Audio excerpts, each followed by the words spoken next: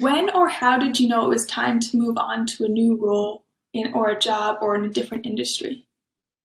Yeah, I think there are a couple of signs. The first is just like a gut feel.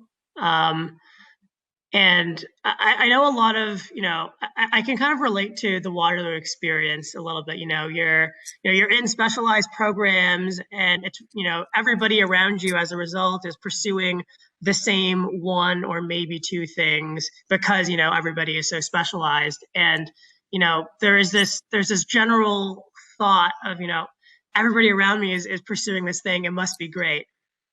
So I'll speak to my first career for this point, and then I'll speak to you another career change for my second point. But on this one, um, I went through this when I was at Waterloo. I worked in accounting or in the audit group at Deloitte for a couple of co-op terms, and I had intuitions early on from my conversations with folks as I was recruiting an audit that while the work is really interesting and stimulating and sets you up for a good career, it wasn't for me. And I, through my two co-op terms in audit, confirmed those beliefs. I think the best way that I was able to do that was, through that gut feel, but that gut feel manifested from a couple of things. I looked at what my managers were doing and I thought about, is that the kind of work that I wanted to be doing?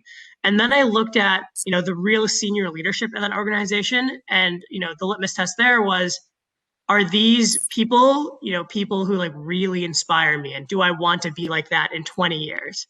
Um, and if the answer is yes, then you're in a really good place because, the trajectory is up and, you look up to these people and you want to be like them and you want to, you can envision your life being similar to theirs.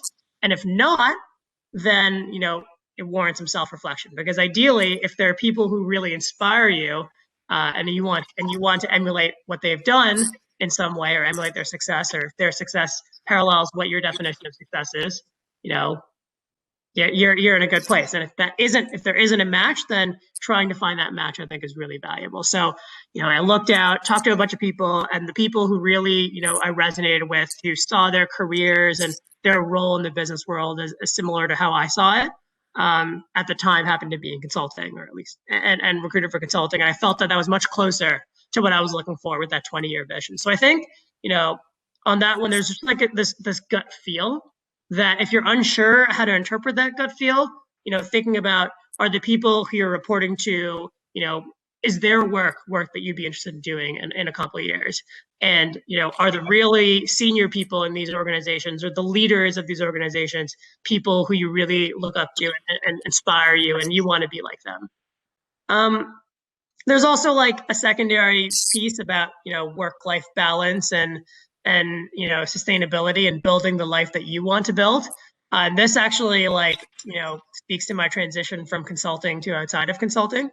I think, while you're in school, it's really easy to, at least for me, like when I was going through my co-op terms, I thought a lot about my career in isolation because, you're doing these 4-month sprints or 8-month sprints and, there's light at the end of the tunnel.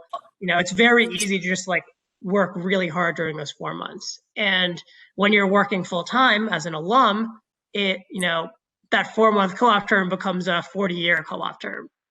And as a result, things that weren't questions during a 4-month time horizon, but are a question during a 40-year time horizon, like, do I want to have a family? Do I want to have kids? How involved do I want to be in my kids' lives? How do I think about my role in my like nuclear family, like with my parents, et cetera?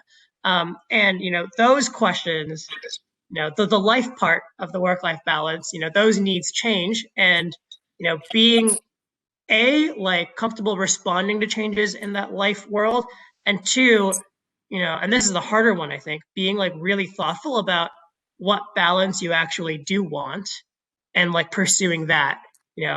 I think that's also really important. I've seen a couple of folks who I know in my year who really burnt themselves out over 5 years, and they got a lot of career success, but on a personal level, they're not sure how they feel about the decisions they made. So and I've seen, the flip too. So I think just, being deliberate about that work-life balance is the second way to think about whether, you want to make a change. And if you feel like that balance is a little off, if you feel like your work isn't stimulating enough and you want to work a little bit more, that's a good reason to make a change. If you feel like your work is draining you and you're not able to be your full self with your parents, your loved ones, et cetera, your friends, that is a litmus test that's worth thinking about as well.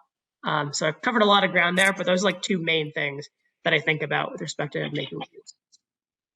No, those are great. Yeah, I think what you mentioned, just asking those really important questions to yourself in an ongoing basis, not just every, 20 years.